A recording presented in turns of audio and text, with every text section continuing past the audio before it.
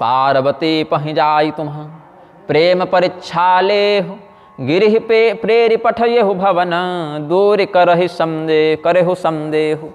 ऐसा कीजिए सप्तर्षियों, आप जाइए पार्वती जी के पास और उनके प्रेम की परीक्षा लीजिए कि हमारे प्रति उनका कैसा समर्पण है, अनन्य है कि व्यभिचारगत है। व्यभिचार का अर्थ है एक के अतिरिक्त अन्य का चिंतन करना, और अव्यभिचार का अर्थ है एकनिष्ठ होना।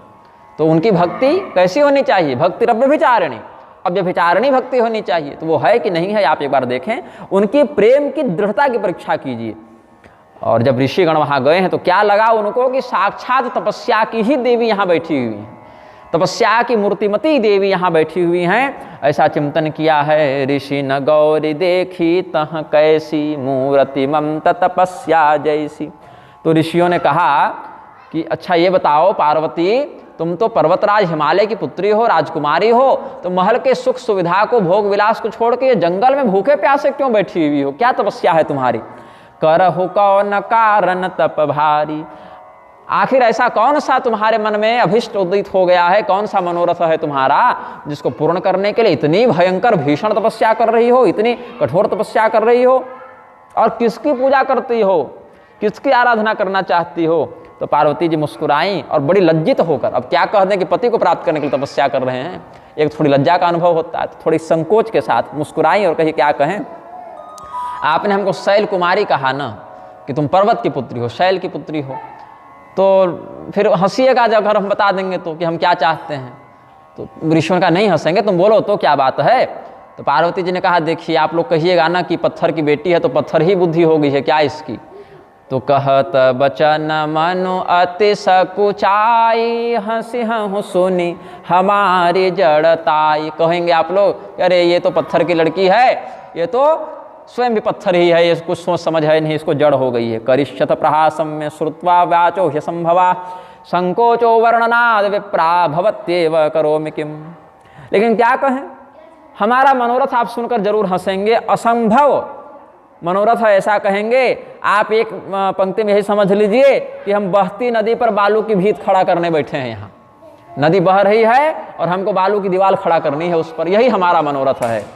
मनोहठ परा न सुनाए सिखावा, चहत बारी पर भीति बनावा।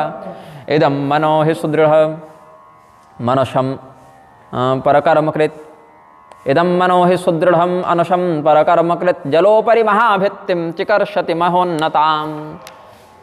तो ऋषियों ने कहा करे तुम खुल के तो बोलो क्या मनोरथ है, तुम तो ये तो अलंकारिक भाषा में बता रही हो कि हम बालू की भीत बनाएंगे जल पर, वही बहते जल पर, तो ठीक ठीक बोलो क्या बात है। तो इन्होंने कहा कि ऐसा मान लीजिए कि हमारे पंख है नहीं और हमको एकदम उड़ान भर देनी है, बहुत ऊपर गगनचुंबी उड़ान भरनी है।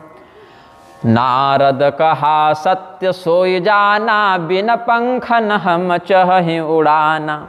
देखो मुनि अविवेक हमारा, चाहिए सदा शिव ही भर तारा।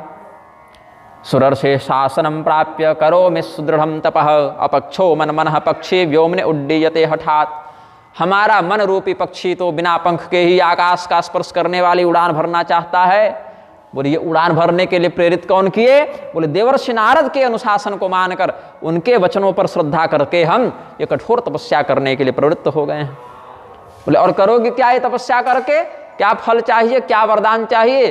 बोले ये सुनेंगे तो आप कहेंगे कि बहुत अविवेकी है। क्यों? चाहिए सदा शिव ही भर तारा। हम भगवान शिव को पति रूप में प्राप्त करना चाहते हैं, अपने भर्ता के रूप में प्राप्त करना चाहते हैं। तानुवाच ततो देवी सलज्जा गौरवान मुनीन, अहम किल भवम देवम पतिम प्राप्तुम समुद्यता। हम भगवान महादेव को पति रूप में प्राप्त करने के लिए तपस्या कर रही हैं, ऐसा पार्वती जी ने कहा। तो ऋषियों ने हंस दिया। श्रीमन्नारायण विराजी, ऋषियों ने हंस दिया। बोले हम पहले कहे थे आप हंसेंगे, हमारा मजाक उड़ाएंगे, हमारा उपहास करेंगे, इसीलिए बता नहीं रहे थे। अब सुनिए, देखिए आप हंस रहे हैं ना। बोले नहीं नहीं ठीक है, तुम्हारी जो अभिलाषा वो हम समझ गए, लेकिन नारद कर उपदेश सुने, कहु बसेव को गेह। अच्छा ये बताओ कि कहु बसेव की सुगेह, किसका घर बसा है नारद के वचनों का आश्रय लेके, सो बताओ जो तुम्हारा बस जाएगा। पति होंगे, घर बसेगा, गृहस्थी बसेगी, ये जो तुम सोच के बैठी हो और कहती हो कि नारद कहा सत्य सोई जाना, तो नारद कूटवादी च परचित्त प्रबंधक तस्य वार्ता श्रवण तो हानिर्भवति सर्वथा। तुम देवर्षि नारद से कब से मिली हो? एक दो बार मिली होगी, घर आए थे तभी ना। अरे देवर्षि नारद का रोज हम ही लोग के साथ उठना बैठना है, हम लोग ऋषि महर्षि हैं ना भाई। तो हम लोग जितना समय आपस में बिताए उतना तुम नहीं बिताई हो। दूर के महाराज आते हैं तो बड़े संत ही लगते हैं। अब जो रोज मिल रहे हैं उनकी ना कुछ वास्तविकता पता चले कि कितने बड़े सिद्ध हैं, कितने अच्छे नियम वाले हैं। तो देवर्षि नारद जो है वो कूटवादी हैं, कहते कुछ हैं और अर्थ कुछ और होता है। और परचित्त प्रबंधक का दूसरे के मन को भटकाने में, मथने में उनको बड़ा आनंद आता है। इसीलिए उनकी बात सुनोगे तो हानि ही होगी, उनकी बात को भूल जाओ कि वो कुछ कहे थे। दक्ष सुतन उपदेशन ही जाई, तिन्हि फिर भवन न देखा आई। दक्ष प्रजापति के पुत्रों को उपदेश दिया था। 10,000 पुत्र उत्पन्न हुए दक्ष प्रजापति के। नारद मुनि बोले क्या करोगे जी तुम लोग? तपस्या करेंगे। अच्छा, पहले तो सृष्टि करेंगे। बोले बिना तपस्या की सृष्टि कर लोगे? तप बल रचय प्रपंच विधाता, यहाँ ब्रह्मा जी बिना तपस्या की सृष्टि नहीं कर पा रहे हैं, तुम ब्रह्मा जी के पोता होगे, बिना तपस्या की सृष्टि करोगे? तो बोले अच्छा तब तपस्या करेंगे। बोले उसके बाद? बोले फिर सृष्टि करेंगे। बोले तो इस सृष्टि का क्या होगा? फिर अंत में संहार हो जाएगा। तो तुम उस सृष्टि की रचना करने ही क्यों जा रहे हो जिसका संहार हो जाएगा? भाई तपस्या भी करो, मेहनत भी करो और सृष्टि बनाओ और संहार हो जाए। अरे कुछ ऐसा करो जिसका कभी संहार ना हो। परमात्मा की प्राप्ति के लिए प्रयास करो, मोक्ष के लिए प्रयास करो। देखो तो हम सृष्टि नहीं कर रहे हैं तो कोई हमारे जीवन में कमी है क्या? अरे भजन करो, सत्संग करो, भगवान को प्राप्त करो। तो विरक्ति मार्ग की ओर उनको भेज दिया। दक्ष प्रजापति देखे घर सूना है। अब 10,000 बच्चे जिसके रातों रात गायब हो जावे तो घर तो सूना लगेगा। तो पता किए कहाँ गए हमारे बच्चे? बोले देवर्षि नारद मिले थे, चाचा लगते थे देवर्षि नारद उनके। दक्ष जी देवर्षि नारद से पहले उत्पन्न हुए थे मानस सृष्टि में। तो दक्ष प्रजापति ने सोचा कि चलो ठीक है, तपस्या ही करने भेजे हैं, गलत काम तो नहीं करने भेजे हैं, भगवान की प्राप्ति करेंगे, कोई बात नहीं, हम दूसरे संतानों को उत्पन्न कर लेंगे। तो पुनः उन्होंने दूसरे संतानों को उत्पन्न किया। 1,000 किया, इस बार 10,000 नहीं किया। सैंपल कि देखते हैं ये कितना कारगर होता है, ये सृष्टि कितनी सफल होती है। तो 1,000 उत्पन्न किया। वो 1,000 भी सोचे सृष्टि करेंगे। तो देवर्षि नारद मिले। बोले क्या करना चाहते हो? बोले चाचा जी सृष्टि करेंगे। बोले बिना तपस्या के ही? बोले नहीं तपस्या करेंगे, हमारे बड़े भाई भी तपस्या कर रहे होंगे। बोले करने गए थे? बोले हाँ। तो क्या करने तपस्या में प्रवृत्त हुए? वो मोक्ष प्राप्ति के लिए। विषय वासना में प्रवृत्ति नहीं है उनकी, निवृत्ति मार्गीय साधक है। तुम भी वही करो। बड़े भाई मूर्ख थे क्या तुम्हारे जो जाकर मोक्ष प्राप्ति के लिए तपस्या कर रहे हैं? बोले नहीं 5 गुरुओं में तो एक गुरु बड़ा भाई भी होता है। तो माता पिता सास ससुर और बड़ा भाई, ये कुटुंबी में 5 गुरु होते हैं। माता पिता अपने और पत्नी के माता पिता और बड़ा भाई, तो ये 5 गुरु होते हैं। अग्रज में अग्रजा भी होती हैं, बड़ी बहन भी गुरु तुल्या है ना। तो ये सब तो 5 ये तो कुल कुटुंब के गुरु हो गए। और उधर चोदको बोधकश्चैव, ये सब 5 प्रकार के गुरु अलग होते हैं। जो उत्प्रेरक है वह गुरु है, जो शिक्षा गुरु है, फिर जिसने दीक्षा दी सो गुरु है, और जिसने तत्वज्ञान कराया सो गुरु है। ये सब वो भी 5 प्रकार के उधर होते हैं। तो 10 विध गुरुओं की बात भी शास्त्रों में वर्णित है, स्मृतियों में आगमों में ये सब रहस्य वर्णित है। तो ये देवर्षि नारद का उपदेश सुने 11,000 लड़के दक्ष प्रजापति से घर छोड़ के चले गए। उनका तो घर बसा नहीं, तो तुम्हारा क्या बसाएंगे ये घर? अरे घर वो बसाता है जिनका पहले खुद का बसा हो, इनका अपने घर नहीं बसा है, तो तुम्हारा घर कैसे बसाएंगे?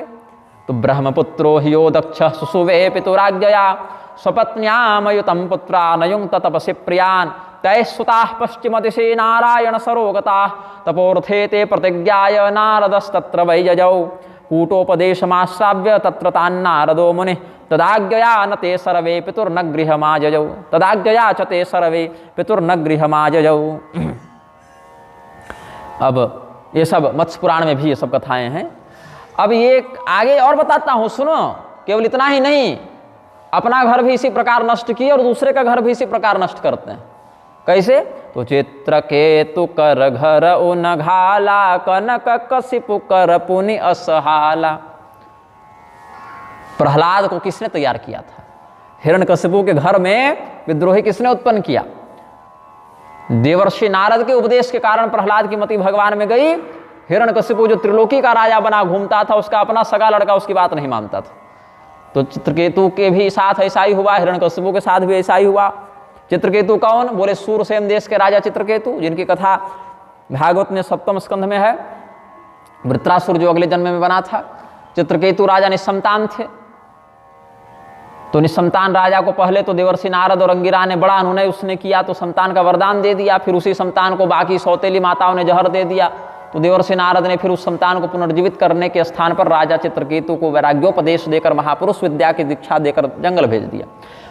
तो भटकाने के लिए सब कह रहे हैं, विद्याधर चित्रकेतुर्यो बभूव पुरा करोत सोपदेशमयम दत्वा तस्मै शून्यम च तद्गृहम, उसका भी घर उजड़ गया।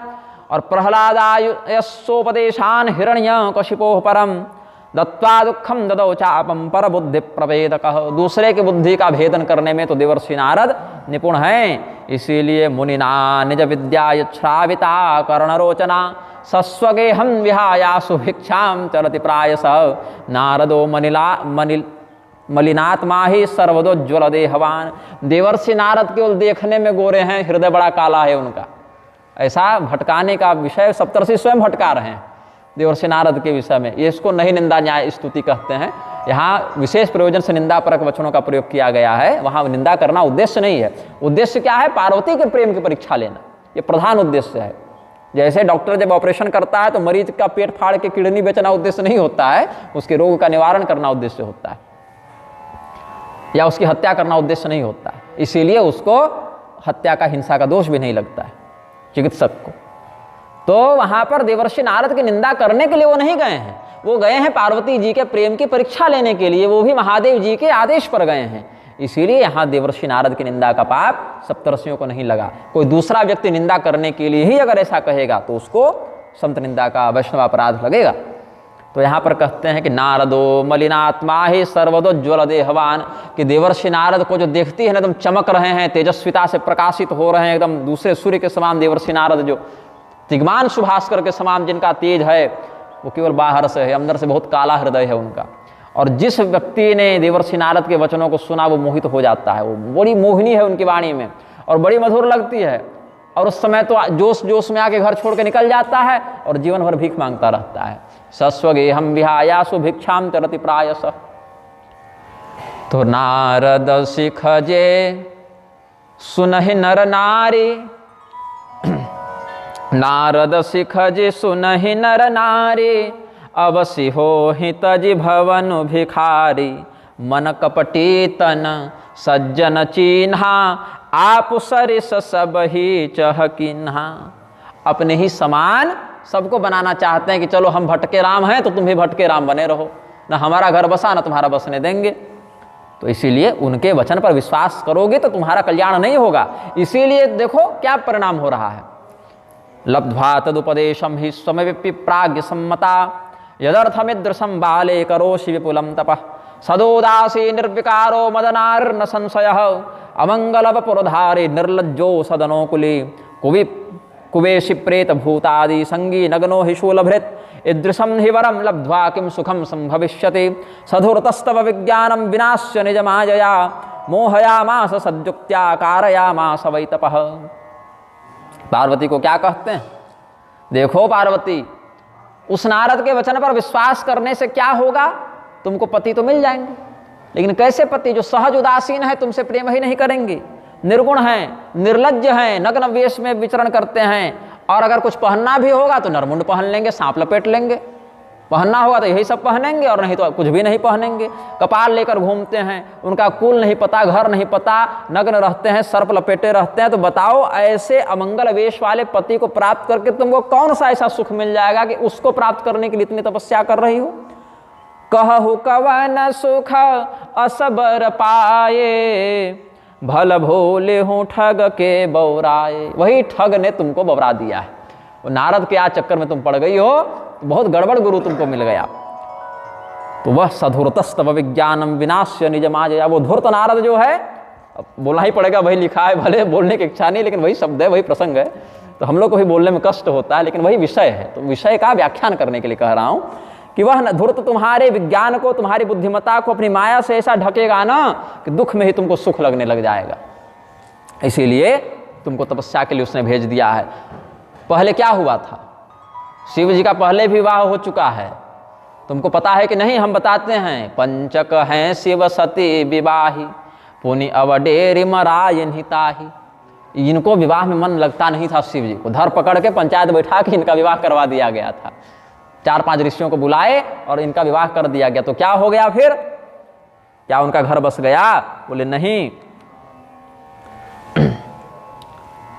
शिव जी ने उसका परित्याग कर दिया था, सती जी का परित्याग किया था। अब क्यों किया था ये तो बोलने नहीं गए, बल्कि इन्हीं पूर्वजन्म की कथा है। प्रथमम दक्षजाम साध्यम विवाह्य सुधिया सतिम निर्वाहम कृतवान्नैव मूढ़ किंचित दिनानि ही ताम तथैव सवै दोषम दत्वा त्याक्षित स्वयं प्रभु। बताओ, दक्ष प्रजापति की पुत्री जो भी राजकुमारी थी अपने घर की, उनको मूर्खों ने ऐसा ही भड़काया और उसके बाद शिव जी से विवाह करवा दिया। शिव जी कामदेव के शत्रु हैं, उनको घर गृहस्थी बसाने में मन लगता तो कहीं कुटिया बनाकर रहते, ऐसे खुले आसमान में पहाड़ पर बैठे रहते वो।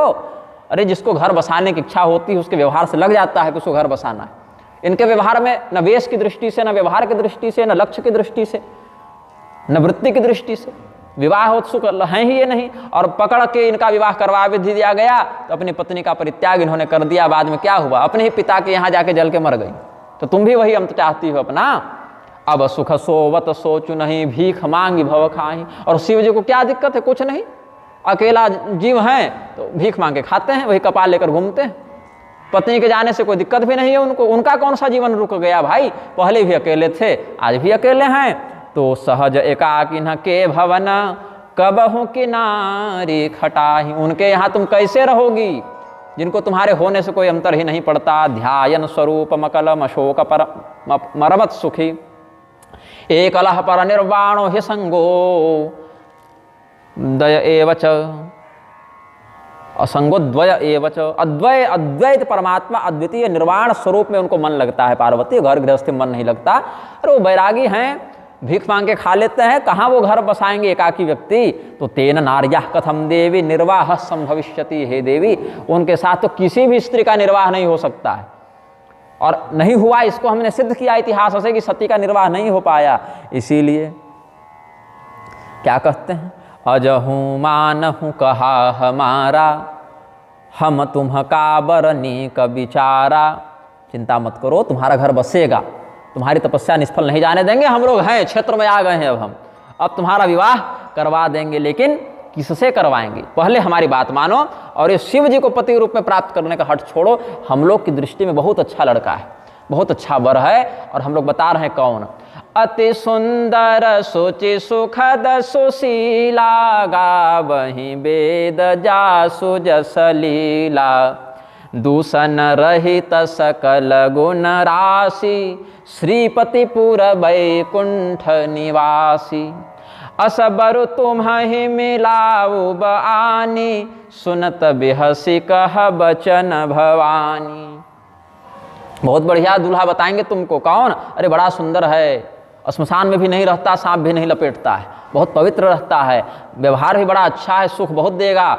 और वेद पुराण में भी उनकी बड़ी प्रतिष्ठा है, बड़ी कीर्ति है, अरे बड़े विख्यात हैं, उनमें कोई दोष ही नहीं है, सर्वांग सुंदर पुरुषोत्तम हैं, जितने गुण हैं सब उन्हीं में निवास करते हैं। लक्ष्मीपति वैकुंठनाथ भगवान से तुम्हारा विवाह करवाएंगे, बस हमारी बात तुम एक बार मान लो, ऐसे वर से तुमको भेंट करवा देंगे। अब अभी तक पार्वती जी क्या थी? बड़े प्रेम से, बड़े सम्मान से ऋषियों की बात सुन रही थी। भले शिव जी की निंदा हो रही है, कष्ट हो रहा है हृदय में, लेकिन सुन लेते हैं क्या बात है, क्या कहने इतनी दूर से आए हैं भाई, सब बड़े बूढ़े महात्मा हैं तो कैसे बीच में टोक दें। तो कष्ट तो हो रहा था मन में, लेकिन थोड़ा सा सहन कर ले रही थी कि ठीक है अपनी बात ये पूरी कर लें, पहले सुन लें, फिर हमको जो बोलना है सो हम उत्तर देंगे। तब बीच में ही इनकी हंसी छूट गई।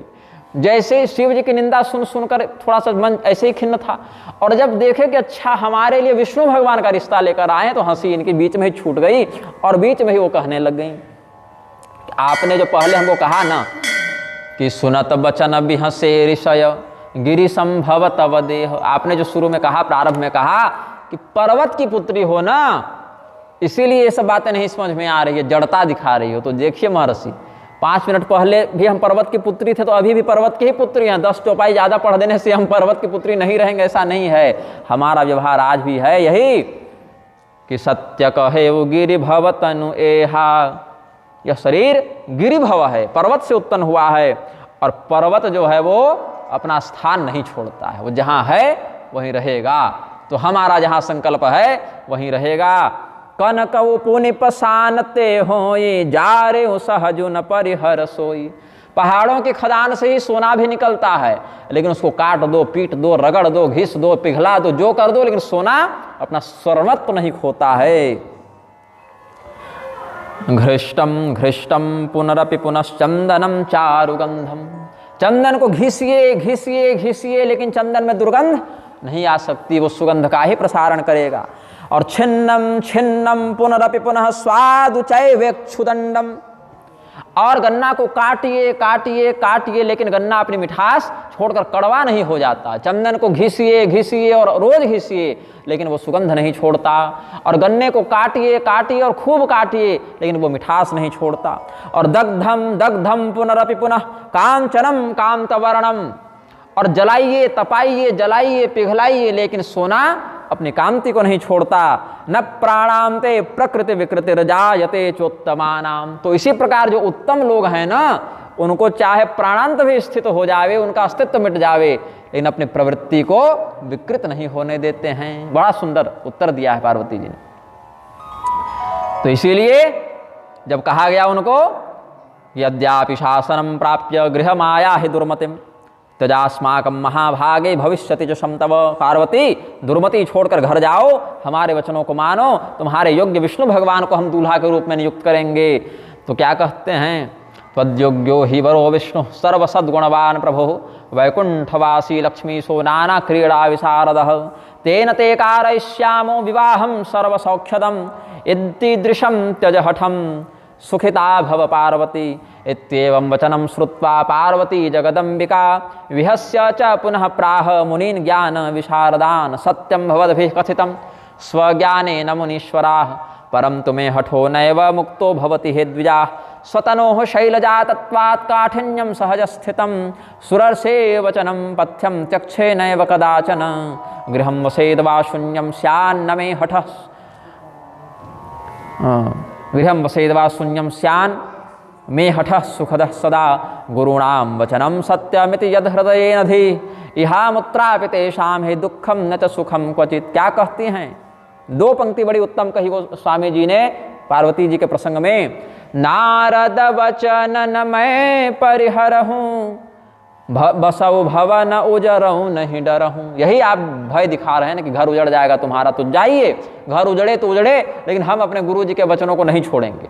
नारद मुनि पहले मिले तो नारद मुनि का वचन हमने मान लिया, और एक बार जिसको आपने गुरु माना, अब देवर्षि नारद सच में वास्तविक गुरु हैं। अब कपटी गुरु कोई बना ले प्रताप भानु जैसा तो अलग बात है, उसका तो परित्याग शास्त्रोचित है। गुरोरप्यवलिप्तस्य कार्या कार्यमजानतः उत्पथ प्रतिपन्नस्य परित्यागो विधीयते या कार्यम भवति शासनम। ऐसे कि अगर किसी को गुरु बना भी लिया हो और बाद में पता चले कि वो व्यक्ति तो बड़ा पाखंडी है, वो तो बाहर से कुछ और अंदर से कुछ और है, तो जैसे टूटी हुई नाव का आश्रय लेकर समुद्र पार नहीं किया जा सकता, वैसे पतित असन्मार्गी पाखंडी गुरु का आश्रय लेकर भी भवसागर पार नहीं किया जा सकता। तब ऐसे में क्या वाल्मीकि जी अपने रामायण में लिखे हैं? वाल्मीकि रामायण में अनुशासन कहते हैं, मनुस्मृति में भी ये सब सिद्धांत मिल जाएगा, महाभारत में भी मिल जाएगा कि अगर पता चले कि गुरु स्पष्ट रूप से पतित हो गया है, पाखंडी है, वैदिक मर्यादा का विरोध करने वाला हो गया है, तो उसका परित्याग करके शुद्ध आचरण वाले गुरु का आश्रय ग्रहण करना चाहिए। केवल ये नहीं कि गुरु बना लिए तो भैया आप ढोना है, तो ऐसा नहीं। शास्त्र कहे हैं कि यदि यह सिद्ध हो जाए कि ये जब हमारी श्रद्धा बनी थी तब तो कुछ और था, लेकिन बाद में बात कुछ और समझ में आई, तो उसका परित्याग करके शुद्ध आचार वाले निर्दुष्ट गुरु का आश्रय लेना चाहिए। लेकिन यहाँ देवर्षि नारद वैसे तो है नहीं, वो तो सद्गुरु हैं, उनके चरित्र में उपदेश में कोई दोष नहीं। तो फिर ऐसे गुरु को प्राण छूट जाए तो छूट जाए, लेकिन गुरु का चरण न छूटे, ऐसे निष्ठा से फिर ऐसे गुरु को पकड़ लेना चाहिए। क्योंकि एक तो बड़े सौभाग्य से ये मिले हैं, अब इनको छोड़ दे तो फिर नहीं मिलेंगे। इसीलिए सद्गुरु मिल जावे तो उनको प्राण छूटने की बात स्वीकार हो जाए, लेकिन गुरु न छूटे। और अगर दुर्जन व्यक्ति छल से अगर आपको अपना चेला बना ले, या आप ही मूर्खता के कारण चेला बन गए, तो उसका परित्याग करने में थोड़ा सा भी संकोच नहीं करना चाहिए। दोनों बातें हैं। तो ये कैसे गुरु हैं? सद्गुरु हैं। तो गुरु के वचन प्रतीति न जेहि सपने सुगमन सुख सिद्धि ते ही। उनको तो सपने में भी सुख समृद्धि नहीं हो सकती जो अपने सदगुरु के वचनों में विश्वास न करें। तो हे ऋषियों, आप होंगे बहुत ज्ञानी ध्यानी, सब देवी देवता से उठना बैठना आपका होगा, रोज भगवान महादेव और विष्णु जी से आप मिल रहे होंगे, लेकिन हमारी बात सुन लीजिए। महादेव अवगुण भवन विष्णु सकल गुण धाम, जिहि कर मनोरम जाहि सन तेहि तेहि सन काम। जिसका मन जिसमें रम गया है उसको उसी से मतलब है भैया। तो हमारा मन तो महादेव जी में रम गया और अब उनसे हटेगा नहीं। और हो सकता है कि महादेव जी पूरे विश्व के सभी अवगुणों को अपने अंदर बैठा लिए हों और भगवान विष्णु समस्त गुणों को अपने अंदर बैठा लिए हों। हो सकता है आपकी बात सही हो, मैं काट नहीं रही हूं, हो सकता है आप ठीक हों, लेकिन अब ये बात हम स्वीकार नहीं कर सकते कि महादेव जी को छोड़ के विष्णु भगवान के पति रूप में आराधना करने लगे। अन्य रूप में आराधना तो हो रही है, विष्णु सहस्त्रनाम पढ़ती ही थी पार्वती जी। तो एक बार थोड़ा सा दिनचर्या में विखंडन हो गया तो राम नाम का उपदेश कर दिया कि चलो विष्णु सहस्त्रनाम न पढ़ सको तो केवल राम नाम का भी स्मरण कर लो, तो सहस्त्रनाम की पूर्ति है। तो विष्णु भगवान की आराधना का निषेध तो नहीं है, लेकिन जिस रूप में हम महादेव जी के लिए आराधना कर रहे हैं वो पति रूप में, तो हम वहां से नहीं भटकेंगे। तो जो तुम मिलते वो प्रथम मुनीसा, सुनितों सिख तुम्हारी धरि सीसा। आप विलम्ब हो गए आपको आने में। देवर्षि नारद से पहले आप मिले रहते ना और आप उपदेश दिए रहते तो हम आपके ही वचनों को मान के आप जैसा जैसा कहते वैसा करते। लेकिन अब ये जन्म हमारा रहा ही नहीं। हम जिस दिन घर से चले थे ना, जिस दिन घर से तपस्या के लिए कदम आगे बढ़ाए, उसी दिन यह शरीर हमारा नहीं रहा। यह शरीर, यह जीवन, यह सर्वस्व महादेव जी का हो गया। तो जो हमारा है ही नहीं उस पर हमारा क्या नियंत्रण? ये तो शिव जी का है, तो शिव जी से बात कीजिए जाकर। अब तो गुण और दोष का विचार करने की स्थिति ही नहीं रही। अब तो विवाद ही व्यर्थ है इसमें। अलम विवादे न यथा श्रुतस्त्वया तथा विधस्तादवशे समस्तु सह ममात्र भावैक रसम स्थितम न काम वृत्तिर्वचनीयमिक्षते। कुमार संभव में कालिदास वर्णन करते हैं विवाद करना व्यर्थ है, और कुछ देर के लिए मान भी लें कि आपकी बात सही है, तो भी मेरा मन एक रस को प्राप्त हो चुका, महादेव जी को समर्पित हो चुका, तो मनमौजी करते हुए दूसरी जगह भटकेगा नहीं।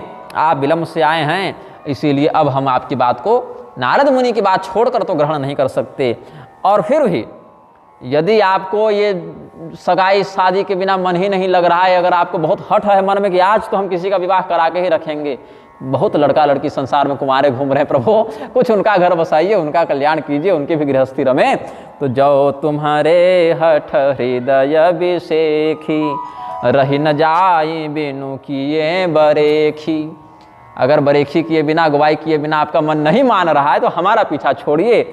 और तो कौतुकिन आल सुनाही, जिनको ये सब तमाशा करना है वो तो बड़े कर्मठ होते हैं, कोई आलस नहीं है। तो बर कन्या अनेक जग माही, बहुत बर कन्या हैं। तो जे चेच्छिव सही में विप्रा विवाहम न करिष्यति अविवाहा सदा हम श्याम सत्यम सत्यम वदाम्यहम्। और फिर भी यदि आप ये धमकी देते हैं, डराते हैं कि तुम्हारे मन में इच्छा हो जाने से क्या हो जाएगा, शिव जी के भी मन में तो इच्छा होनी चाहिए विवाह करने की। तो विवाह अगर करने से मना कर देंगे तब वो आपत्ति आप उत्पन्न करें, इसका उत्तर भी हम पहले ही बता देते हैं अपने से पूर्व पक्ष कल्पित करके। पार्वती जी ने सिद्धांत स्थापित कर दिया, कहती हैं जन्म कोटि लगी रगर हमारी बरऊ शंभु न तरहु कुमारी तजौ न नारद कर उपदेशो आप कहि सत बार महेशो। मैं पापरऊ कहि जगदम्बा तुम गृह गवन हो भयउ विलंबा। देख प्रेम बोले मुनि ज्ञानी जय जय जगदम्बिके भवानी। करोड़ों जन्म की रगड़ है हमारी, यह हठ है, यह संकल्प है, चाहे जो मानिए आप, प्रतिज्ञा मान लीजिए चाहे जिद मान लीजिए, लेकिन करोड़ों करोड़ों जन्मों तक हम उन्हीं शिव जी की प्रतीक्षा करते रहेंगे। इस जन्म में भले हमें स्वीकार न करें, कभी तो करेंगे, और नहीं करेंगे तो कुंवारे हम रह जाएंगे, हमको विवाह ही नहीं करना है। लेकिन नारद जी का उपदेश नहीं छोड़ेंगे। और सुनिए, जो आपको भेजे हैं ना, उन्हें जाके कहिएगा कि आकर हमको ये सब कहें, और अगर वो स्वयं भी आकर 100 बार भी यही बात समझाएंगे तब भी हम नहीं समझेंगे। जाइए, बाद में महादेव जी आए हैं, हालांकि गोस्वामी जी ने उस भाव में वर्णन नहीं किया है, लेकिन कालिदास ने बड़ा सुंदर उत्तम वर्णन किया है कि ब्रह्मचारी का रूप धारण करके, फिर जहाँ तक हमको स्मरण आ रहा है वहीं पर वर्णन किया है, ब्रह्मचारी का रूप धारण करके और शिव जी आए हैं। फिर तो शिव जी पहले जब पार्वती जी की सुंदरता को देखे तो मतलब वहीं पर समर्पित हो गए कि अब हमारा मन कहीं जा ही नहीं सकता है। तो इस पर हम एक बार भगवती की स्तुति लिखने बैठे थे और एक भाव प्रस्तुत हुआ था, त्रिपुरांबा सांभवी महाप्रवृत्ति में लिखे थे। जब हम कामाख्या गए थे, कामाख्या पीठ से ही हमारी परंपरा है, तो कामाख्या में तपस्या करते थे और फिर अगले वर्ष 6 महीना के लिए कामाख्या ही चले जाएंगे वनवास में। तो वहाँ एक कामेश्वर गुफा है, लोग बड़ा कम जानते हैं उसके विषय में। एक कुआं जैसा है, करीब 15-20 फीट गहरा है वो, और बड़ा अंधेरा कुआं है, और उसके बाहर भंडारा लगता है, तो भंडारा खाने सब चले जाते हैं, लेकिन वो कुआं नहीं जानते। और उस कुएं के अंदर से नदी बहती है, छोटी सी, मतलब एक जल का प्रवाह होता है, गुप्त गंगा, और वो जल कहाँ से आ रहा है उसका तो कोई अता पता नहीं, लेकिन अंदर में कुएं के अंदर से वो पानी बहता रहता है, और बहता पानी कभी जमता नहीं है, मतलब कुएं में पानी भरता नहीं है। कोई साधक कभी जाकर एक दीपक जला देते हैं, तो उसके अंदर हम घुसे थे, वो सीढ़ी बनी हुई है, तो अंदर घुसे थे। तो वो कामेश्वर गुफा है, वहीं शिवजी भी भगवती पार्वती को प्राप्त करने के लिए तपस्या किए हैं। तो कागच्छदेक्षण विदग्ध विदग्ध काम स्मृत्वा हिरण्यकशिपुर्मिधरां त्वदीयां तेपे सीतांचल गिरो भवदीय कामो जानेन काम दहनेन विशिष्ट लाभम।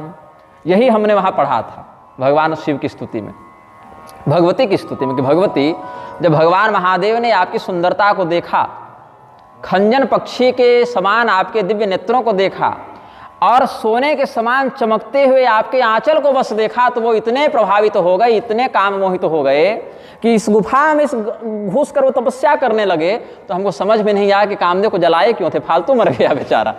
जब शिव जी को यही करना था, आपकी प्राप्ति के लिए तपस्या करनी थी, तो कामदेव बेचारा देवता लोग पकड़ के और शिव जी के सामने खड़ा कर दिए कि हे नारायण, अस्तु, भगवान की लीला है। तो भगवती पार्वती कहती कि मैं परऊँ कही जगदम्बा, के हम आपके पाँव पड़ते हैं महाराज, चल जा महाराज, अपन घर द्वार देख, मोर घर लछोड़। तो कहते हैं कि आप लोग का तो विवाह हो गया है, आपकी तो गृहस्थी बस गई है, तो आपको देर नहीं हो रही है, आप अपने घर जाइए, अपनी गृहस्थी संभालिए। तुम गृह गवन भयउ विलम्बा, बहुत विलम्ब हो गया महाराज, अब अपने घर जाइए। यात यूयम स्वकम गेहम मुनयो मद विधायका, हमारे जो विधायक बन के आप लोग आए हैं विधान बताने के लिए, जो विधान बनाता है सो विधायक है शास्त्र भाषा में। तो जो विधान सिखाने आप आए हैं, वो अब तो यहाँ पर जो आप यहाँ इंस्टॉल कर रहे हैं, इंस्टॉलेशन एरर हो गया है, जब स्थिति हमारी ये नहीं है आपके ज्ञान को ग्रहण करने की, तो चले जाइए।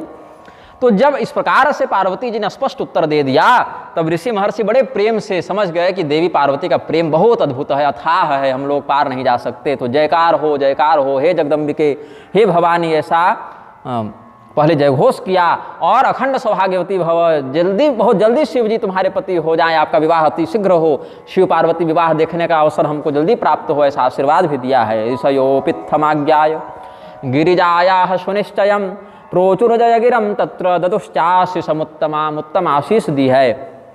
और कहा कि देखिए, भगवान शिव संसार के पिता हैं, आप उन्हीं की माया हैं, उन्हीं की शक्ति, भगवान की ही माया, आप जगदम्बिका हैं। आप लोग दोनों माता पिता के चक्कर में हम बच्चों को आप लोग जो तमाशा बना रहे हैं, इसीलिए हम प्रणाम करते हैं। तो ये निशम्य वचनम दिव्या मुनिवरस्तदा ओचुश्च परम प्रीता शैलजा मधुरम वचः अत्यद्भुतास्य हो पुत्री ज्ञानमूर्तिरिवामला अथ प्रणम्यताम देवीं बब्रजोर्मुनयो मुदा। उन देवी को प्रणाम किया माँ बोलकर और पुत्री बोलकर आशीर्वाद दिया और कहा कि अद्भुत ज्ञान है आपका, आप तो साक्षात ज्ञान भक्ति वैराग्य तपस्या की प्रतिमूर्ति हैं। फिर ऋषि महर्षि वापस आ गए। तुम माया भगवान शिव सकल जगत पितुमात नाय चरण सिर मुनि चले पुनि पुनि हर सतगातु। तो ब्रह्मचारी बनकर जब शिव जी गए थे तो बहुत अपनी निंदा अपने मुँह से पार्वती जी के सामने किए। तो ब्रह्मचारी रूप में पूछा कि किसकी प्राप्ति के लिए तपस्या कर रही हो, क्या चाहिए? तो बोले शिव जी की प्राप्ति के लिए। तो ब्रह्मचारी जी जो है सो बहुत निंदा किए। शिव जी ही थे उस रूप में, अपनी निंदा स्वयं करने लगे कि ना अरे उसके पीछे क्या पड़ी, अरे वो तो ऐसे रहता है, वैसे बहुत कुछ सुनाए। तो पार्वती जी सोची साधु हैं, पीटने में पाप लगेगा। तो स्पष्ट वर्णन है कि अपनी सहेली को कहा है पार्वती जी ने कि ब्रह्मचारी जी को कह दो कि सीधे निकल लें, ज़्यादा निंदा न करें मेरे सामने शिव जी की, अन्यथा बहुत ज़्यादा क्रोध आ जाएगा तो मैं कुछ भी कर बैठूंगी। फिर तो फिर जब शिव जी ने देखा कि वास्तव में क्रोध आ रहा है, तो देवी के क्रोध से शिव जी भी कंपित हुए, बोले नहीं अब ज़्यादा हो रहा है। तो भगवान शिव फिर वहीं प्रकट होकर कहते हैं ठीक है, उचित मुहूर्त में हम तुमको पाणी ग्रहण से अनुग्रहित करेंगे, विवाह करेंगे तुमसे, ऐसा। तो एवं तदानीं स्वपितुर्गृहं गता संशोभमाना परमेण वर्चसा। स्कंद पुराण में कहते हैं कि देवी पार्वती अपनी तीव्र तपस्या से बड़ी तेजस्विनी हो रही थी। ऐसे तो देवी में ऐसे ही अद्भुत प्रकाश है, देवताओं का शरीर ऐसे ही चमकता है, फिर महादेवी हैं ये, देवियों की भी देवी हैं, जगदम्बिका हैं, तो इनका तेज और अधिक है। उसमें भी तपस्या करके इन्होंने और निखार प्राप्त कर लिया है, तो अद्भुत तेजस्विता है इनमें। तो जाय मुनि हिमवंत पठाये करि बिनती गिरिजहि गृह लाए। गिरजा देवी को घर लाने के लिए हिमालय को प्रेरणा दी है ऋषियों ने कि उनकी तपस्या पूरी हो गई, अब सम्मान से उनको घर ले आइए, विवाह इत्यादि के लिए प्रबंध बनाइए, तैयारी कीजिए, कन्या का विवाह करना है। तो एवं तदानीं स्वपितुर्गृहं गता संशोभमाना परमेण वर्चसा। फिर सप्तर्षि वापस शिव जी के पास गए। कंपनी कहीं भेजती है तो स्टेटस रिपोर्ट मांगती है ना कि क्या हुआ वहाँ पर। सप्तर्षि गए और सारी बात बताई है। शिवस्थानम ततो जगमुष तत्परीक्षा करामुने तत्र गत्वा शिवम नत्वा वृत्तांतम विनिवेद्यतम तदाज्ञाम समनुप्राप्य स्वर्लोकम जगमुरादरात। शिव जी के पास जाकर ऋषि महर्षियों ने सारी बात बता दी कि बहुत अद्भुत प्रेम, बहुत अद्भुत समर्पण है प्रभु, अब देर मत कीजिए, अब देर कीजिएगा तो आपको पाप लगेगा, यही जानिए, क्योंकि देवी पार्वती बिल्कुल अविचल भाव से आपकी प्रतीक्षा कर रही हैं। तो भगवान शिव भी उनके प्रेम को सुनकर बड़े हर्षित हुए, आनंदित हुए, पुलकित हुए। फिर सभी सप्तर्षि अपने अपने आश्रम को, दिव्य लोकों को चले गए। उसके बाद तारकासुर का वर्णन आता है। फिर भी शिव जी बोले कि अच्छा ठीक है, करेंगे विवाह, अब रिश्ता तय हो गया है, प्राथमिकता में आ गए हैं, 3 बरस रुक जाते हैं फिर करेंगे। तो मन थिर करी तब शंभु सुजाना करे रगन करन लगे करन रघुनायक ध्यान। भगवान का ध्यान किया शिव जी ने कि देखिए प्रभु, आप जो बात कहे थे कि विवाह कीजिएगा, सो हम आपकी बात मान लिए हैं, अब सारी बात अपनी ओर से पक्की हो गई है। फिर भगवान का ध्यान होने लगा। तब तक एक तारकासुर नाम का राक्षस इधर उत्पन्न हुआ। तारकासुर जो है वो दिति के वंश में उत्पन्न भयंकर दैत्य था, और अपने भुजाओं के प्रताप से, पराक्रम से इसने सभी देवताओं को बड़ा आतंकित किया। ते सब लोक लोकपति जीते भये देव सुख संपत्ति रीते। जो देवता दूसरों को सुख संपत्ति का वरदान देते थे वो स्वयं सुख संपत्ति से हीन हो गए, क्योंकि तारकासुर ने छीन लिया बलपूर्वक। ब्रह्मदेव से वरदान प्राप्त किया था इसने कि शिव जी के पुत्र से ही हम मरेंगे और शिव जी विवाह करेंगे तब न लड़का होगा, पहले विवाह तो करें। तो विवाह ही नहीं हो रहा है शिव जी का, नहीं होगा ऐसा मानकर इसने सोचा कि हम ऐसा वरदान मांगे कि हमारे मरने का घटनाक्रम ही उत्पन्न न हो। देवाश्च दानवाश्चान्य यक्षाः किं पुरुषास्तदा सर्वे वै पीडितास्तेन तारकेण दुरात्मना एवं वर्षाणि अनेकानि गतानि पीडितास्तदा सर्वे देवा मिलित्वा च ब्रह्माणं शरणं गताः। ब्रह्मा जी की शरण में सब जब गए हैं, देवता बोले कि प्रभो त्राहिमाम, आप ही का भक्त है, आपने ही वरदान दिया है, क्यों दे दिया है ऐसा वरदान कि हम सबों के जीवन में कष्ट आ गया। तब बिरंचि सन जाए पुकारे देखे विधि सब देव दुखारे। तो ब्रह्मदेव ने जब देखा कि सभी देवता बड़े कष्ट में हैं, तो कहा उनको कि देखो शिव वीर्य समुत्पन्नो यदि स्यात् तनयस्सुराः स एव तारकाख्यस्य हंता दैत्यस्य नापरः। इस तारकासुर का भी सेनापति था, उसका भी नाम महिषासुर ही था। बहुत से 6 महिषासुर हुए हैं, जिसमें 3 का वध जो है वो भगवती जगदम्बिका ने किया है। एक नहीं, 3 महिषासुर का वध भगवती ने किया है। एक ही 3 रूप में आया था 3 कल्पों तक, और बाकी 2 अलग अलग हुए हैं। और एक तो बाली से भी भिड़ा था कि भैंसे को रूप धारण करके आता था ना, मायावी राक्षस। एक दुंदुभी राक्षस था, वो दोनों आते थे बाली से भिड़ने के लिए, सब वे भी महिष रूप में था। तो महिषासुर एक इसका भी नाम था। और एक महिषासुर को कुमार कार्तिकेय ने मारा है। एक मंदोदरी के भाई का भी नाम महिषासुर था। तो बहुत प्रकार के 3 जोड़ा तो शुंभ निशुंभ हुए हैं, जिसमें एक शुंभ निशुंभ का वध दुर्गा सप्तशती के उत्तर चरित्र में है, और एक का समुद्र मंथन के बाद भद्रकाली ने वध किया है, और एक का विंध्यवासिनी भगवती ने भी 5000 साल पहले वध किया है, कृष्णावतार के बाद किया है। तो ये सब 3 जोड़ा शुंभ निशुंभ थे, और 3 जोड़ा महिषासुर भी थे। ये सब थोक के भाव आए हैं। रावण भी कितने, दशानन शतानन सहस्रानन, ये 3 तो थे न्यूनतम में। अद्भुत रामायण, शैव रामायण, ये सब में इनका वर्णन है। देवी सीता ने इनको मारा है, सीता जी ने मारा है। राम जी ने केवल दशानन को मारा है। जम्बू द्वीप में दशानन और पुष्कर द्वीप में सहस्रानन, यही दोनों रावण का मुख्य केंद्र था। तो जम्बू द्वीप वाले रावण को, लंकाधिपति रावण को श्री राम जी ने मारा है, और उधर पुष्कर द्वीप वाले को मारने के लिए भगवती सीता गई हैं, काली रूप धारण करके मारा है। ऐसा शैव रामायण में और अद्भुत रामायण में वर्णन है। तो ऐसी योजना हमारी चल रही है कि आगामी कार्तिक में वृंदावन में अद्भुत रामायण और शैव रामायण की भी कथा ऐसे ही निर्विकार भाव से करूं। तो 5 दिन वहाँ भी कथा होगी, उसकी भी रिकॉर्डिंग हो जाएगी, तो बाकियों को भी आनंद होगा। अद्भुत रामायण भी वाल्मीकि जी ने ही लिखी है। तो वहाँ सीता जी का बड़ा उत्तम चरित्र है, सीता सहस्रनाम भी उसमें है अद्भुत रामायण में। तो इस प्रकार से वही सहस्रानन रावण जब मरता है तो उसका तेज शेषनाग में सम्मिलित हो जाता है। उधर भी 1000 मुख, इधर भी 1000 मुख, तो वहाँ शेषनाग ही उसके तेज को अपने आप में मिला लेते हैं। ये सब भी कथाएं उसमें हैं। तो यहाँ पर कहते हैं कि ये जो तारकासुर है, इसको शिव जी के शुक्र से, वीर्य से उत्पन्न पुत्र ही, औरस पुत्र ही मारेगा। क्योंकि गणेश जी भी शिव जी के पुत्र हैं, लेकिन शिव शुक्र संभव नहीं है। वो पार्वती जी ने अपने अंगराग से बनाया है गणेश जी को। भैरव, वेताल इत्यादि भी पुत्र हैं, नंदी भी पुत्र हैं, लेकिन वो शिलाद के माध्यम से गोद लिए गए पुत्र हैं, अन्य पुत्र हैं।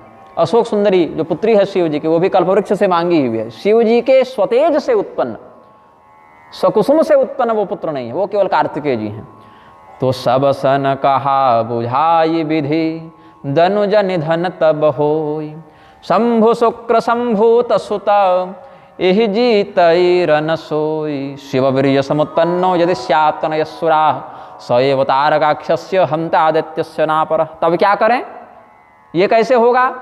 तो यमुपायमहं वच्मि तम कुरुध्वं सुरोत्तमाः, मोर कहा सुनि करहूँ उपाय, हो ईश्वर कर ही सहाय। यहाँ पर ईश्वर जो हैं, भगवान जो हैं, वो सहयोग करेंगे। महादेव प्रसादेन सिद्धि में स्यति वै ध्रुवम। तो क्या होगा?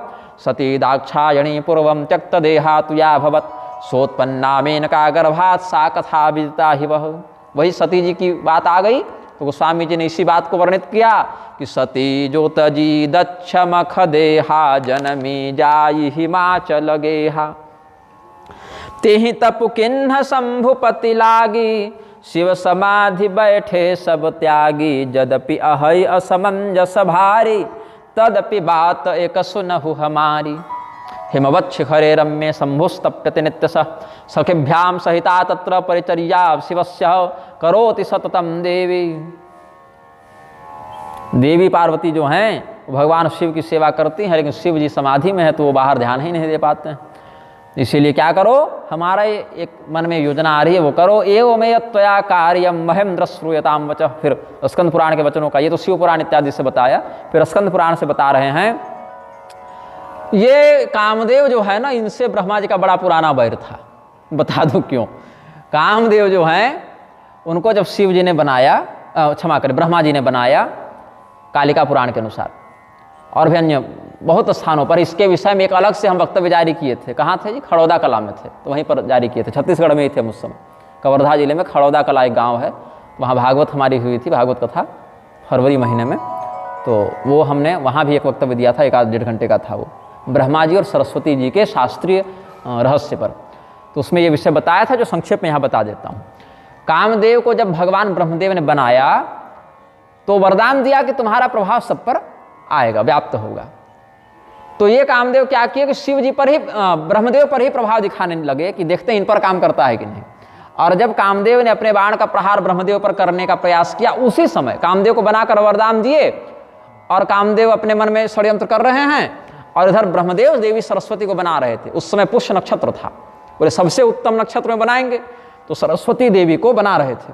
तब तक कामदेव इधर मिसाइल टेस्टिंग में लग गए कि हमारा वरदान इन पर काम करता है कि नहीं, यही दिए हैं। भस्मासुर हो गया उनके लिए वो, तो बाण चला दिया। अब वरदान था, ब्रह्मवाक्य थोड़ी झूठा होगा। तो ब्रह्मदेव के मन में अपनी ही उत्पन्न हो रही पुत्री के लिए काम भाव आ गया। ये काम भाव भी पहले के शाप के ही कारण था, नहीं तो नहीं आता। तो फिर उन्होंने पुष्य नक्षत्र को शाप दे दिया कि तुम्हारे ही संचरण में हमारे मन में ऐसा हुआ, इसीलिए विवाह में तुम्हारा प्रयोग नहीं किया जाएगा। और उस शरीर का परित्याग कर दिया। ब्रह्मदेव ने दूसरा शरीर धारण किया। बाद में वो सरस्वती जो थी, वो संध्या सरस्वती के नाम से जाती हैं हिमालय में, तपस्या करके अपने शरीर का परित्याग करती हैं, और वही दूसरे जन्म में अरुंधति के रूप में अवतार लेती हैं, जिनका विवाह वशिष्ठ मुनि से होता है। ये वो वाली सरस्वती थी कालिका पुराण के अनुसार। और पुष नक्षत्र में को साप मिला, ये हमने बताया कौशिक रामायण के अनुसार। तो ये अलग अलग ग्रंथों की मोतियों को चुन चुन कर कभी कभी प्रस्तुत करने का सौभाग्य मिलता है। तो उसी समय फिर कामदेव को ब्रह्मदेव ने शाप दिया कि ज़्यादा ही तेज मत बनो, तुम्हारा वध शिव जी करेंगे तो शिव जी तुमको भस्म करेंगे। तो ब्रह्मदेव को बड़ा सुंदर मौका मिला, तो यही उपाय दिए हैं, ऐसा करो ना, कामदेव को कहो कि शिव जी की समाधि तोड़ेगा। तो कहते हैं एतत् कार्यं मदनेनैव राज्यन्नान्यः समर्थो भविता हि लोके विप्लावितं तापसानां तपो हि तस्मात् परात् प्रार्थनीयो हि मारः। कामदेव का एक नाम मार भी है। इसकी मार जब पड़ती है ना, अच्छे अच्छे लहर उठते हैं। तो बोले कि देखो ना, कामदेव का ही ये विभाग है कि तपस्वियों की तपस्या भंग करे, और बाकी तपस्वियों की तपस्या तो बड़ा भंग किया है ये। आज जरा शिव जी से भिड़ाओ तो इसको, कहो शिव जी की तपस्या भंग करने, देवता है भाई, देवताओं का सहयोग करे, तारकासुर तब न मरेगा, हमारा कोई काम है क्या? तुम लोग न स्वर्ग से निकाल दिए गए हो, हम तो अपने ब्रह्मलोक में बैठे ही हुए हैं। तो ऐसा करो, पठवहु काम जाय शिव पाहि करई क्षोभ शंकर मन माही। तो कामदेव के पास लोग गए, सोचे कि कहते हैं कि चलो भाई बहुत बड़ा काम है, तुम्हारे अलावा कोई नहीं कर सकता भाई, त्रिलोकी की रक्षा तुम्हारे हाथ में है, तुम ही कुछ करो। फिर चिंतन हुआ कि कामदेव जब भगवान शिव को जगाएगा, फिर बोले कि कामदेव जब जगा देगा तो हम लोग शिव जी का विवाह कर देंगे, हम लोग जाके प्रणाम करेंगे, तब हम जाई शिव ही सिर नाई, करवाओ विवाह बरियाई, जबरदस्ती पकड़ के विवाह कर देंगे। फिर हम तो ऐसा हट करेंगे प्रेम से कि शिव जी माने बिना रहेंगे ही नहीं। तो ब्रह्मदेव कहे कि बस शिव जी की आंख केवल खुलवा दो, तुम आंख खुलवाना तुम्हारा काम और विवाह कराना हमारा काम। करवाओ विवाह बरियाई, अगर हम लोग को थोड़ा हट भी करना पड़ेगा, जबरदस्ती भी करनी पड़ेगी, तो उनको दादा भैया करेंगे, उनका विवाह करवा देंगे, इसी से देवताओं का हित होगा। तो सब ने कहा कि बहुत बढ़िया उपाय है, मत अति नीक कही सब कोई, सब ने कहा बहुत बढ़िया उपाय है ब्रह्मदेव। तो गते सुते सुदेवेंद्र स्मार मकर ध्वजम आगतस्तक्षणादेव सविलासो झसध्वज। अपने झंडे पर मछली का चिन्ह धारण करने वाले झसध्वज मीन केतु कामदेव प्रकट हुए। देवराज इंद्र ने स्मरण किया, स्मरण मात्र से देवता प्रकट हो जाते हैं, दिव्य शक्ति में ऐसा चमत्कार है, तो प्रकट हुए। तो क्या हुआ? सुरन कही निज पिपति सब सुनि मन किन्ह विचार, शंभु विरोधन कुशल मोहि बिहसी कहे असमार। कैसा कहा कामदेव ने अपने विषय में, जब कहा कि क्या प्रोजेक्ट आया है भाई, क्या मिशन मिला है हमको? बोले शिव जी के समाधि को भंग करना, यही तुम्हारा काम है। और ये कुछ शौक से नहीं करवा रहे हैं भाई, बड़ा कष्ट है, बड़ी विपत्ति है, नहीं करोगे तो सब मरेंगे। कामदेव बोले कि सब मरे चाहे न मरे, हम तो मरेंगे। शंभु विरोधन कुशल मोहि, शिव जी से विरोध करके हम कुशल बच जावें, ये संभव नहीं है। तो हंसा, मुस्कुराया, बोले हाँ स्वार्थ है ना, तो बलिदान तो दोगे हमारा।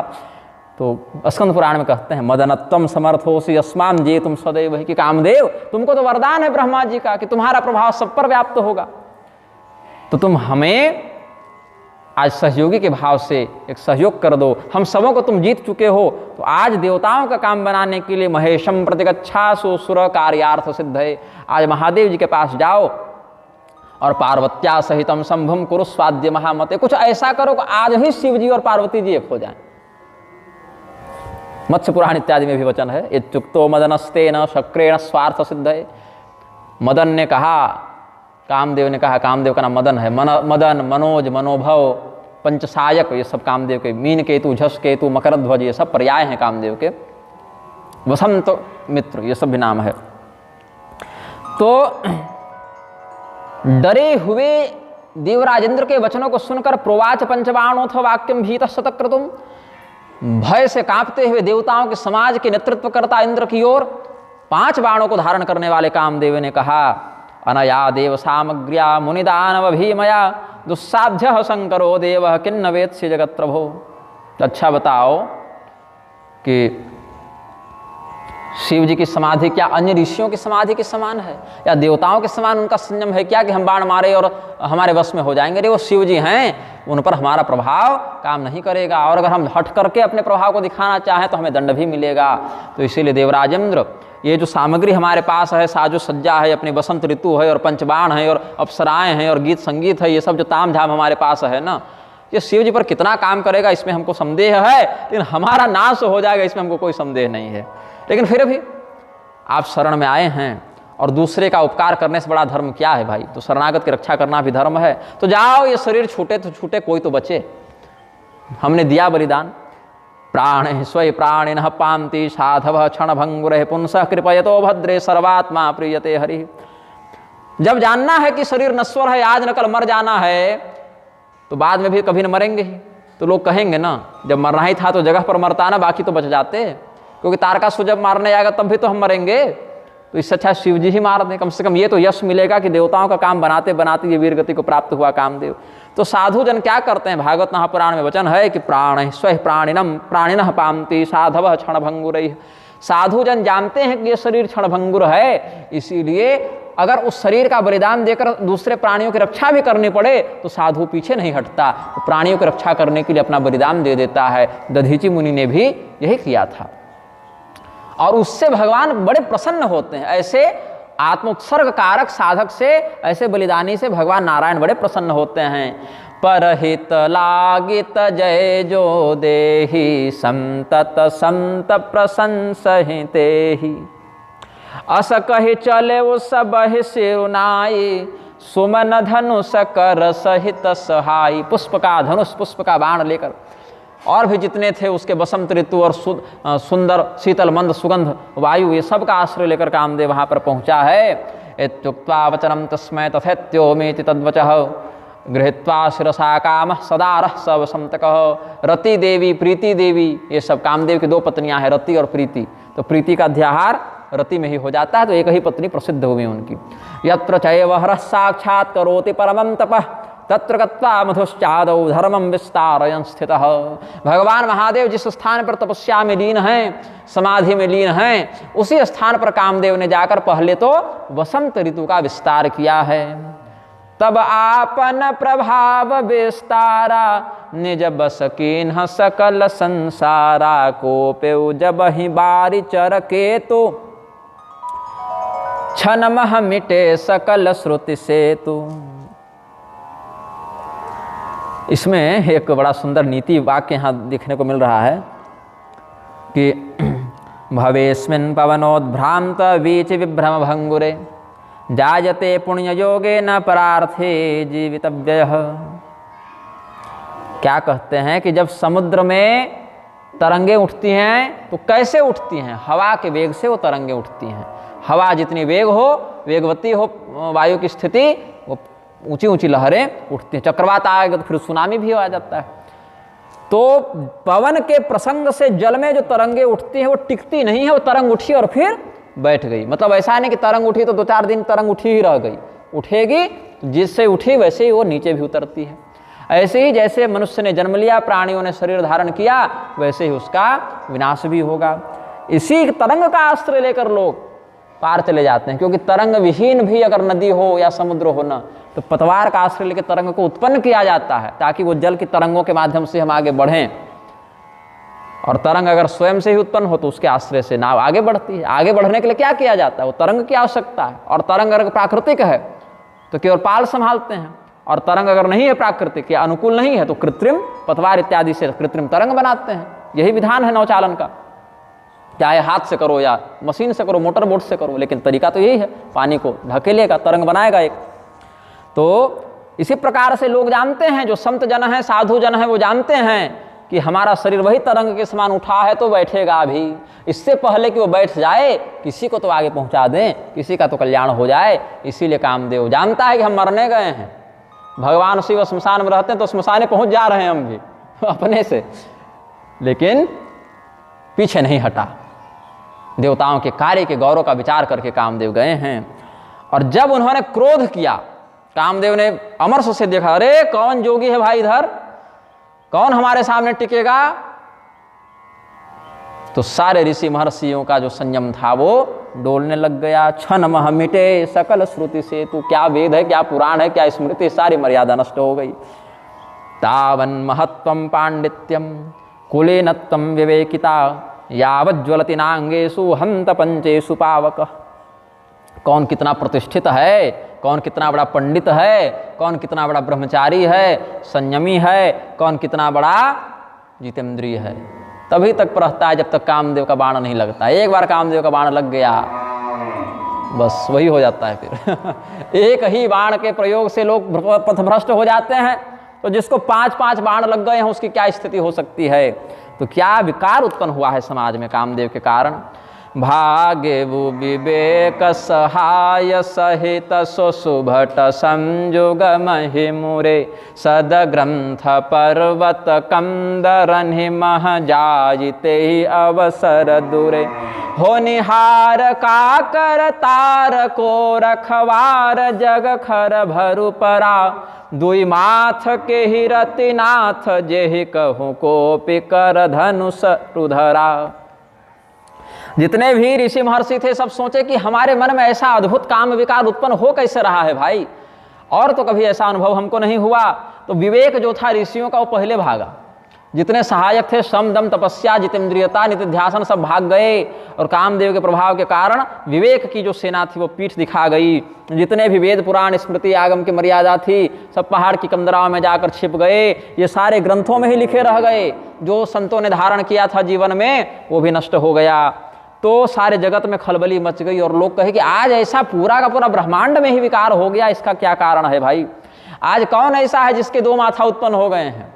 कहावत है 2 माथा हो गया है तुम्हारा, काट ही देंगे। 2 माथा मत दिखाओ, 1 माथा है बचा के रखो। तुम्हारा 2 माथा नहीं है ना जी कि कहेगा हाँ 1 काट दो हम 1 से जिंदा रहेंगे। तो कौन ऐसा है जो कामदेव से टक्कर लेने के लिए है भाई कि कामदेव इतना बड़ा प्रभाव दिखा दिया। धमकाता है कोई शत्रु क्या कहता है, 1 ही माथा है संभाल कर रखना, ये भी चला जाएगा तो कहीं के नहीं रहोगे। तो कोई 2 माथा वाला हो तो कहे कि अरे ठीक है 1 कट जाएगा तो दूसरे माथा से हम जिंदा रहेंगे, ऐसा तो कोई है नहीं। तो ऋषि महर्षियों ने कहा कि 2 माथा वाला कौन पैदा हो गया है जिसको 1 माथा कटने से मृत्यु का भय नहीं लगता। तो जे जीव जगत जे सजीव जग अचर अचर नारी पुरुष असनाम ते निज निज मर्जाद तजी भय सकल बस काम। जो भी स्त्री और पुरुष के लिंग को प्रदर्शित करते हो कि हम स्त्रीलिंग है पुल्लिंग है नर है मादा है, जिस भी प्रजाति में हो, पशु हो पक्षी हो देवता हो मनुष्य हो यक्ष हो किन्नर है राक्षस हैं, यहां तक कि नदी और नद तक में संगम होने लग गया। कामदेव का ऐसा प्रभाव हुआ कि क्या जड़ और क्या चेतन वहां पर। वनौ कसाम तदा तत्र मुनि नाम दुस्सहो च भूत अचेतना नाम तत्रासित कामासक्ति सचेतसाम।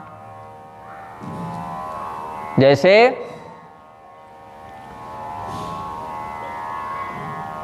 मोती जो है वो स्त्रीलिंग के भाव को प्रदर्शित करने, चंद्रमा को स्त्री ग्रहों में गिना गया है, इसलिए मोती जो है वह स्त्रीलिंग के भाव को प्रदर्शित करता है, और माणिक्य जो है वह पुरुष भाव को प्रदर्शित करता है। तो यहाँ तक मान लीजिए कि अगर उस समय 1 थाली में इधर माणिक्य रख देते और 1 थाली में मोती रख देते तो ये दोनों आगे चिपक जाते। ये प्रभाव हो गया जड़ तत्व में। अचेतना नाम तत्रासीत, तो अचेतन है उसमें जब ऐसा प्रभाव हो गया तो कामासक्ति सचेतसाम, तो जो सचेतन लोग हैं उनमें कामासक्ति किस स्तर पर पहुंची होगी। तो पर्याप्त पुष्पस्तवकस्तनाभ्य स्फुरत्रवालोष्ट मनोहराभ्य लतावधुभ्यस्तरवप्यवापो विनम्र शाखा भुज बंधनानि। वृक्षों और लताओं को देखकर यह अनुभव किया है आचार्यों ने कि पूर्ण पुष्पों के गुच्छ रूपी वक्षस्थल वाली, चमकीले पल्लव रूपी ओष्ठों वाली मनोहर लता रूपी स्त्रियों ने वृक्ष रूपी शाखाओं के को आलिंगन किया है, तो ऐसा लगा कि ये वृक्ष और लता भी एक दूसरे से प्रेम करने के लिए उद्यत हो गए हैं। पशु पक्षी नभ जल थल चारी भये काम बस समय विसारी मधुद्विरेफ कुसुमय कपात्रे पपौ प्रियाम स्वामनुवर्तमान श्रृंगेण च स्पर्शन मेलिताक्षि मृगिम कराडु यतम कृष्ण सारह। क्या कह रहा है यहाँ पर कुमार संभव में कालिदास जी का भाव कि यहाँ पर देखो पहले क्या करते थे, जो भंवरे थे या भंवरी थी वो अपने अपने फूलों को पराग को आस्वादित करते थे, उसका आस्वादन करते थे, उसके पराग को ग्रहण करते थे। लेकिन अब भंवरे बैठे हैं कि पहले भंवरी पी के उठेगी पराग तब हम जाकर उसी फूल से पिएंगे। इतनी हद तक व्याप्ति हो गई। तो दिवा पश्यति नोलू को ना काको नक्तम न पश्यति अपूर्वः कोपि कामां धो दिवा नक्तम न पश्यति। इसमें क्या भाव दिखाते हैं कि मदन अंध व्याकुल सबलोका निस दिन नहीं अवलोक ही कोका। मनुष्यों के लिए दिन में रमण करना निषिद्ध है, और पक्षी रात्रि को रमण पशु पक्षी रात्रि को रमण करने से परहेज करते हैं प्राकृतिक दृष्टि से। पशु पक्षी दिन में और मनुष्य के लिए रात्रि का काल प्राकृतिक रूप से विधान बताया गया। अथवा यह कहते हैं कि दिवा पश्यति नोलू को काको नक्तम न पश्यति। उल्लू को दिन में दिखाई नहीं देता है और कौवे को रात्रि में दिखाई नहीं देता है, लेकिन अपूर्वः कोपि कामांधो दिवा नक्तम न पश्यति। लेकिन जो कामातुर हो गया है, कामांध हो गया, उसको न दिन में कुछ दिखता है न रात में कुछ दिखता है। वो तो उल्लू और कौवा से भी गया गुजरा कि उल्लू और कौवा कम से कम एक एक टाइम तो देख ले रहे हैं। उल्लू दिन में नहीं देख पाता, कौवा रात को नहीं देख पाता, लेकिन कामांध व्यक्ति न दिन में ही कुछ देख पाता है न रात में ही कुछ देख पाता है, विवेक की दृष्टि से विचार करें तो जब ऐसी स्थिति साधकों की हो गई, ऋषि महर्षियों की हो गई, तो दिन भर जिनको कामातुर ही रहना है, ऐसे भोग परायण देवी योनियां, राक्षस, किन्नर, सर्प, भूत, प्रेत, पिशाच, जिनके दिमाग में 24 घंटा यही बसा हुआ है, उनकी क्या स्थिति होगी। तो इनकी दशा हम नहीं कहेंगे, क्योंकि ये तो कामदेव के बसे बसाए गुलाम हैं, इन पर तो कामदेव इच्छानुसार शासन करता है, तो इनकी क्या बात करें। तो इनकी दशा न कहे वो बखानी, सदा काम के चेरे जानी। गोस्वामी जी कह दिए, क्योंकि सिद्ध विरक्त महामुनि जोगी, तेपि काम बस भये वियोगी। उन्मत्त भूतैर्बहुभिस्त्रपां त्यक्त्वा मनीषिभिः, भूत प्रेत पिशाचश्च मदनेन विमोहितैः, तिलोत्तमादयस्तत्र संवृताश्च गणैस्तदा। स्कंद पुराण में कहते हैं क्या कि बड़े बड़े ऋषि महर्षि जो ध्यान करते थे भगवान की प्राप्ति करने के लिए, वो संकल्प कर रहे हैं कि हम अपनी इतनी तपस्या से इस अप्सरा का आवाहन करते हैं, वो हमारे पास आकर हमें रति सुख प्रदान करे। तो तिलोत्तमादयस्तत्र संवृत्ताश्च गणैस्तदा, बड़ी बड़ी अप्सराएं स्वेच्छा से भी, जो नहीं भी बुला रहे उनके पास भी चली जा रही हैं। तब क्या हुआ, पुलस्त जी कहते हैं अपने रामायण में कि बनौकसाम तदा तत्र मुनि नाम दुस्सहोष्य भूत। जितने ऋषि महर्षि थे उनको बड़ी पीड़ा हुई कि हम चाहते नहीं है ऐसा होना, लेकिन वैसा ही हो जा रहा है। भय काम बस जोगी सतापस, पामरन की को कहे देख ही चराचर, नारीमय जे ब्रह्ममय देखत रहे। अबला बिलो कहे पुरुषमय, जगु पुरुष सब अबलामयम, दुई दंड भरि ब्रह्मांड भीतर, काम कृत कौतुक अयम। धरी न काहू धीर, सबके मन मन सिज हरे, जे राखे रघुबीर, ते उबरे ते काल महू। बड़े बड़े ऋषि महर्षि योगी जन जब कामासक्त हो गए, तो अधम वृत्ति वाले कामातुर सामान्य जनों की क्या बात करें। बस इतना समझ लीजिए कि जो कल तक, या कहें तो कामदेव के आने से पहले तक, जो सब कुछ परमात्मा है ऐसा देखते थे, वो सब कुछ स्त्री है ऐसा देखने लग गए। ब्रह्ममयी दृष्टि से नारीमयी दृष्टि इनकी हो गई, और जो स्त्रियां थी उनको केवल पुरुषमय संसार दिख रहा है, और नर को केवल मादा दिख रही है, स्त्रीमय संसार दिख रहा है। तो 2 दंड तक, 2 घड़ी तक पूरे ब्रह्मांड में कामदेव का ऐसा तमाशा रहा। उसमें केवल भगवान कृष्ण के, भगवान नारायण के, भगवान राम के, या परब्रह्म के अन्य रूप में भी जिनकी अखंड निर्विकार निष्ठा है, ऐसे परमहंस महात्मा, कोई सुखदेव जी हो गए हों, कोई दत्तात्रेय हो गए हों, इस प्रकार के कोई महात्मा अगर हों तो बचे, और नहीं तो कोई फिर नहीं बचे। ऋते श्री कृष्णदासानाम नष्ट काम धियाम मुने, चकर सचित्तम सर्वेशाम कामो धैर्यम पलायितम। सबका धैर्य चला गया, बस केवल भगवान के चरणों में जिन्होंने अखंड प्रेम किया था, बस वही केवल भगवान की शरणागति कारण बचे, नहीं तो कोई नहीं बचा। तो ये सब प्रसंग हमने आज वर्णित किया है। आज भर कामदेव को छोड़ देता हूँ, कल भस्म करवाऊंगा, है ना। आज ये तमाशा कर ले, फिर कल भगवान शिव और भगवती पार्वती का विवाह वर्णित करेंगे, देवर्षि नारद के विमोहन लीला तक जाने का प्रयास करेंगे। आज तो 85 दोहा तक गए ही हैं, 16 था या ठीक है। प्रेम से बोलिए आनंद कंद भगवान की जय, श्री सीतारामचंद्र भगवान की जय, श्री हनुमान जी महाराज की जय, श्री उमापति महादेव की जय, श्रीमद् जगद्गुरु रामानुजाचार्य भगवान की जय, श्रीमद् जगद्गुरु रामानंदाचार्य भगवान की जय, श्री गोस्वामी तुलसीदास जी महाराज की, श्री सद्गुरुदेव भगवान की, श्री गोस्वामी श्री मारुति धाम की जय। सीताराम सीताराम सीताराम सीताराम सीताराम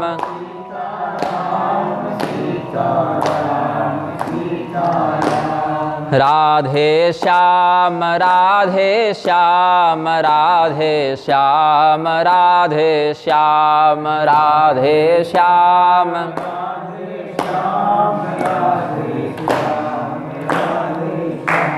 सीताराम सीताराम सीताराम सीताराम सीताराम